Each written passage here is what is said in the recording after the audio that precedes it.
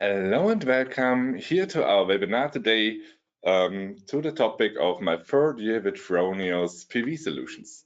It's really great to have you here, and I'm really pleased to give you today some examples about my PV system and the experience I gained over the last years. So for this, I will start by introducing the speakers of today. We have in the chat today Pelzer Hans, which is answering all your questions you have during the webinar. For sure, at the end of the webinar, maybe we'll pick out some of them and then go into detail. Okay, and I'm Robert Reinbrech, speaker of today, and the system you will see will be also my system at home where my family and I live. So to bring up the chapters of today's webinar in order, I will go here through the details or through the agenda really quick. So the first thing will be our household and the Fronius energy solution to get you a small insight how we built the system and how the consumption looks to the production. So to get it a little bit comparable. Then the energy flows is also a big topic. For sure, we want to visualize how the energy is flowing in my household or our household. The variable energy tariffs, that's one big thing changed through the webinar I held up last year around this time. Last year I had a webinar where I go into detail about my PV system of 2023. And now this year I will go into detail into the PV system and what changed during the year 2024. And one of the things was the variable energy tariffs. In the end of the day, for sure, a PV system is on the one side, I would say, a topic which should gain you some financial interest at the end of the day. For sure, it also has other values like you had more, I would say, you can play a bigger role in changing the world from the energy side to the better. But on profitability, we will also take a look on later on. Don't let us waste too much time on the agenda, get into the topic. So the first thing I want to show is our household and our system we have. Here on the right side, we have an icon. It really matches the system we have at home. So on the PV side, the PV system looked like that. I have a Gen 24 plus 8.0. And here I manage two different PV generators. One to the east, this is the bigger part. It's with 5.8 kilowatt peak power and 2.9 kilowatt peak power to the south. So my PV system, later on you will see the gains over the day through the PV system is more on before lunch than after lunch. Then what is one thing it changed last year is I expanded my system because it was possible, quite cheap, about 5 kilowatt peaks. And today I will go into the details. Was this a wise investment, or where would the money better be invested? Heating solution, for sure we have a heating solution at home combined with the PV. We have on the one side a heat pump which heats, but for the summertime we also heat all the hot water with the Fronius own pilot and a single phase 3 kilowatt heating rod. E-mobility solution, we have an electric car at home, so also we charge here with the Fronius watt pilot the surplus into the car. And storage, also this is something, it's now 2 years in action, or nearly 2 years. We have a BYD HVM, nearly around 14 kilowatt hours of storage capacity. To bring this into relation to the consumption, I will also give you here some insights.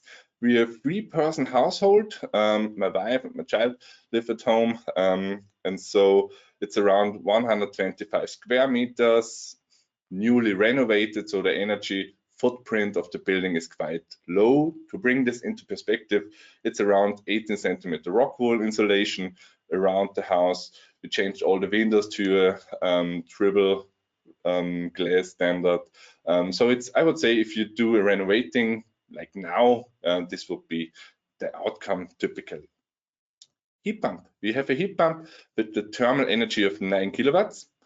For our household, it's a little bit too big. That's something I also find out by myself.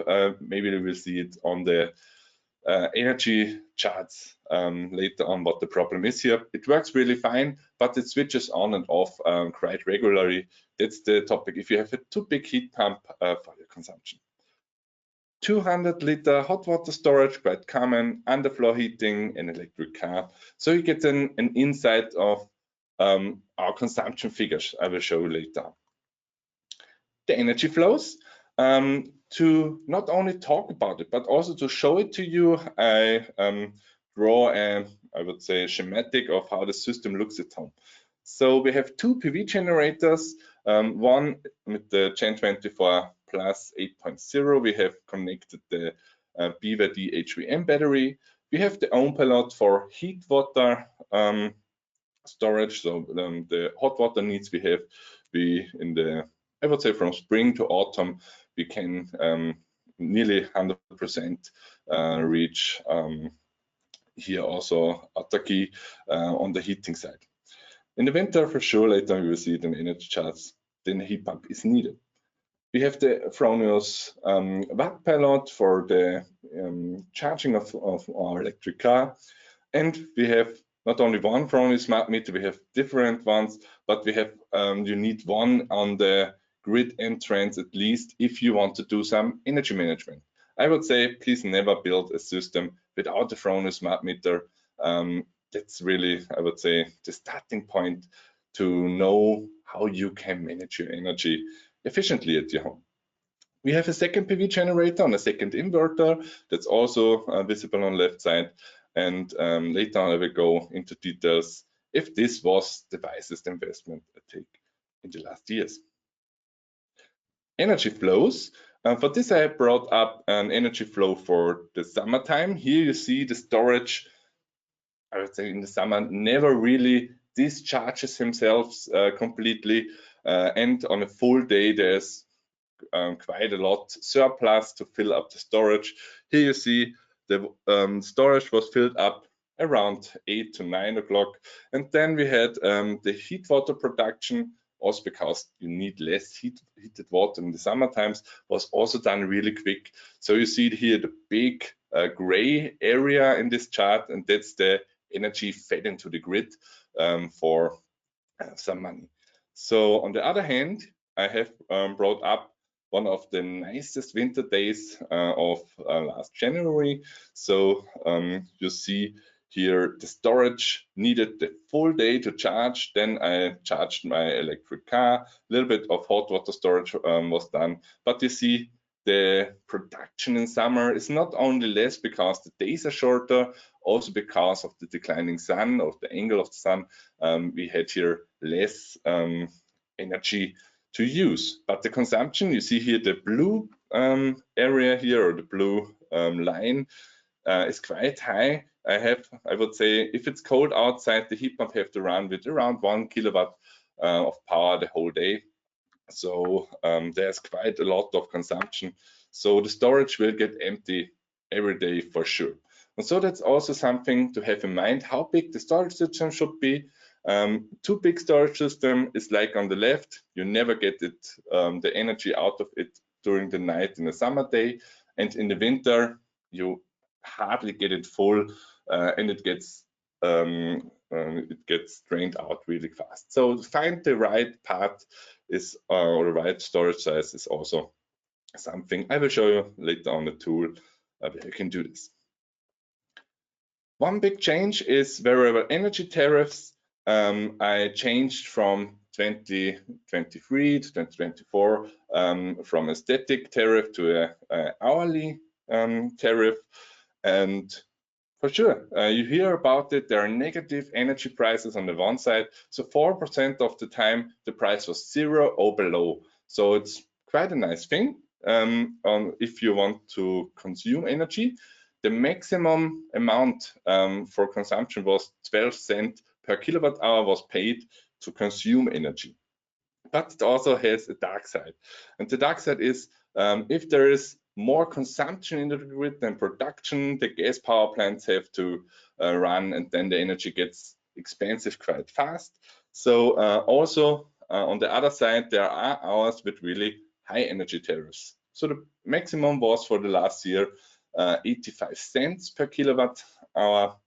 But you see also here, they are normally always in this time around, I would say 6 to 8 or 9, or the afternoon from 3 to 5, 6.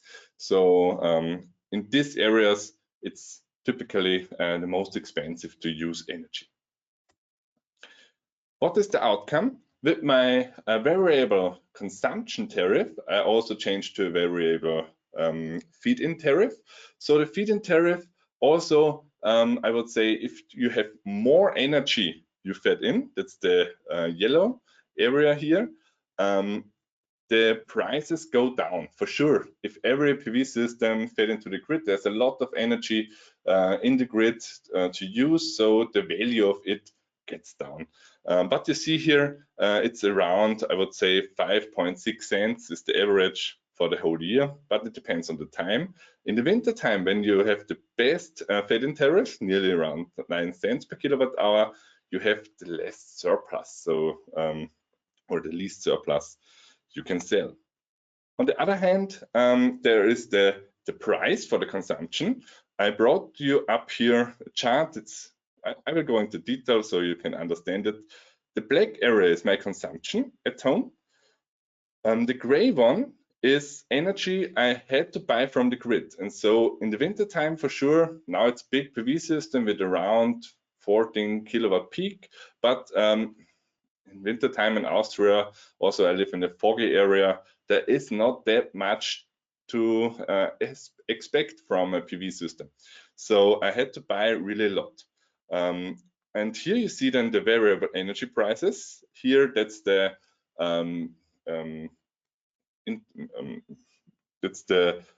value you pay over the full month. I would say for sure it's hourly driven, but you can calculate a monthly value out of it. You see here there's the avatar hourly value. That would be the price if you have 1 kilowatt of consumption 24/7. Then you would end up with this price chart here. But for sure you need energy then when there is less energy available, because you have a PV system at home. You on a nice winter day, you already have the energy, you don't have to buy anything, but in the night you have to buy it. So that's the reason why the real, I would say, price I paid per month for the energy is higher than if you calculate it on a statistic basis. Why? Because I have to buy at night when the storage is empty again. So, but to bring this up into perspective, I compared it with 3 to 5 energy tariffs from my friends and colleagues, and they around 23 to 28 cents per kilowatt hour last year. So if you compare also the real value here I reached to the static prices I could achieve if I choose a static tariff, you see I still make a good cut. So at the end of the day, for me, for my system, we had, I would say, a really good financial situation by changing to a variable energy price. So please don't let you hold up only because there are several hours in the year with high prices. You can have luck on the one side. I had last year. So that's one of my outputs. The variable energy tariff in a PV system is a really good thing to combine. That brings me up to the profitability in general. So I told you about the question I have was the expansion of the PV system around to install 5 more kilowatt peak on my garage. What was this a wise investment? I will show you here some graph. So after a full year or nearly a full year of production, I take a look on how much energy gain was there. And you see here the blue area, the blue sections here, was the production from my already existing PV system. So I gained only here the green values. And to bring this into perspective, I brought you up also here the consumption data. So you see in the times where I need the energy the most, here in the consumption data for January, February, or for November, December, there's really less gains from this PV system. That was maybe one, I would say, misunderstanding from my side. I was expecting here the biggest gains, but for sure, with 5 degrees of inclination, also the direction wasn't the best to add for the winter times. Here you see little gains, and here you see a red area. What's the red area? That's the own consumption before the expansion was higher than 90%.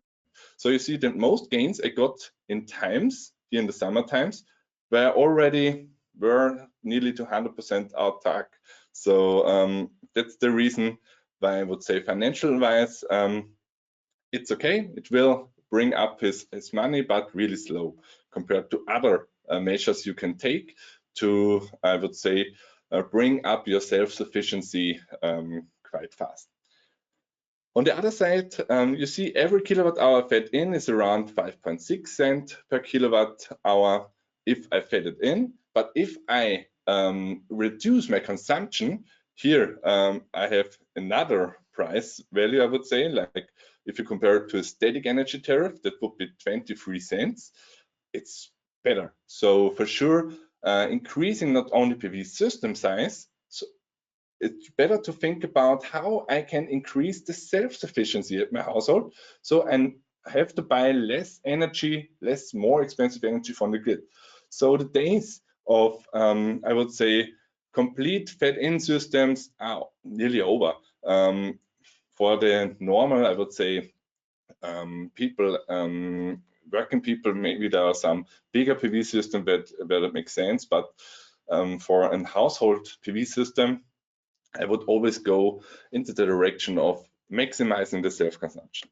And what was the outcome? The own consumption of the expansion, it decreased the own consumption values. I get more energy and could not use all of it. So the own consumption figures dropped from 75% to 50%, and self-sufficiency increased from 56% to 64%. So that's an 8% gain for the self-sufficiency. I already told you I had a watt per lot, a own per lot at home. That are also some, I would say, topics you can add to integrate the heating sector, integrate the sector of mobility. That's always great to increase the self-sufficiency. But a storage system is, I would say, a really great solution because this energy you can transfer then in any direction. So that's the thing I want to show you now. That's the storage payoff. So also the storage costs me for last year or more than 1 year a lot of money. Was the money wise invested? So, and for this I brought you up some Solar.web charts. So that's the energy chart for the production for the year 2024.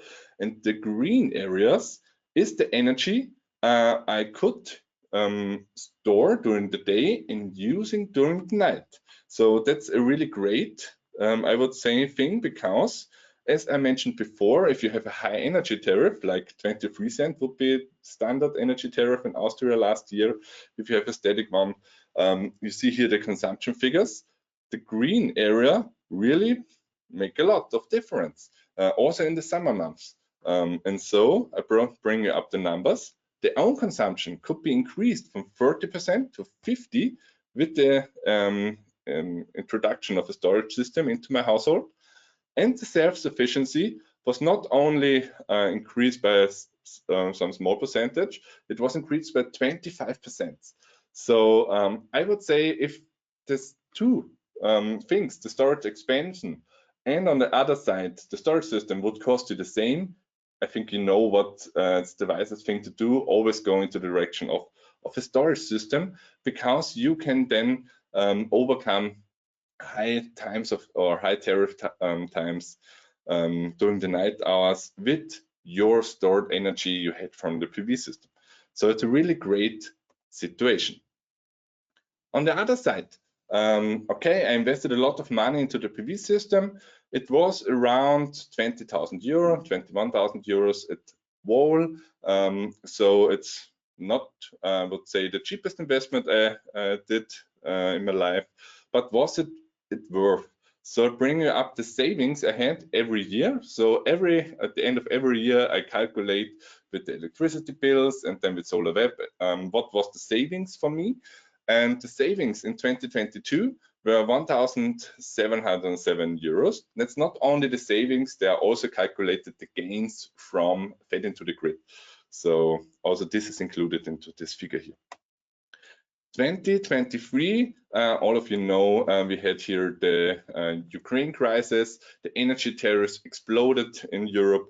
So there was a really high energy price. I had to pay around 50 cents per kilowatt hours for the whole year. So it was really high. So here the PV system and the storage system, I would say, make a big difference. So here I could save up to more than 3,000 euros in 1 year. And also last year, the energy prices normalized themselves again. Also last year, I could save 1,237 euros. And by these high numbers, maybe you think because I have the heating pump, so all of the room heating, hot water production is included there, and also my mobility needs. So my car is also charged at home. So if you compare this, I would say I don't have to fill up my car at the gas station. So also this costs add up at home in the electricity bills. And so you see the outcome is quite nice. So I would say it's an amortization of around 30% already. So I would say look forward into the future. I increased my own consumption, so I'm less or more independent, better to say, by myself. So I'm not have the fear of the energy prices that much any longer because I can overcome this with my PV solution. So at the beginning, I talked about storage system, how big it should be, is the ohm pilot or the adding of the ohm pilot for the heating sector, the adding of the watt pilot for the mobility sector, how much gains you can expect there. We have some great tools. We have the 24 hours sun simulator on the one side. That's a really basic simulator, but I would always go directly into the Fronius Solar Creator. It's a little bit more complex, but the better the data you put in there, the better the outcome is. And at the end of the day, you don't want to have some big high marketing values. You want some values that are really achievable. And for this, the Solar Creator is a good thing. And I also simulated my house and all the energy systems in there. And I would say not matched it 100%, but to a good degree, what I could achieve. So for this, I would always I would say recommend the Solar Creator from Fronius if you want to get an insight if a storage system, what the outcome would be if you add a storage system to your house. And not only a storage system, you can also decide the storage size. So you can do a small analysis of how much the profitability increases if I add from 10 kilowatt hours to 12.8 kilowatt hours, for example. All these questions you can answer yourself with the Solar Creator, or not only yourself, also your PV installer of your trust. I can also use this tool to give you a good, I would say, insight of the PV system and the gains you have to expect. Okay, I want to make it short. So that's it for today's webinar. I'm really looking forward to next year, where I show you everything that happened this year with my PV system. So stay tuned. Take a look maybe also on the webinar already on YouTube on the situation of 2023. Also, this was quite interesting to get an insight there. So if you want to find anything, please take a look on YouTube. For other topics of your interests. For installers, we also offer webinars, online training, face-to-face training, everything available here. So we are quite happy to invite you to all of our training measures here at Fronius. Okay, then what's really great to have you here. The last thing I will do is now to check for the questions, if we have some. I see we have some questions, but they are maybe go here into too much detail. So we will stay online here and answer them in a written form. So I would say that's it. I will mute myself now. We stay here some more minutes to answer all the questions in the written form. And it was great to have you here. Have a great day. Then bye.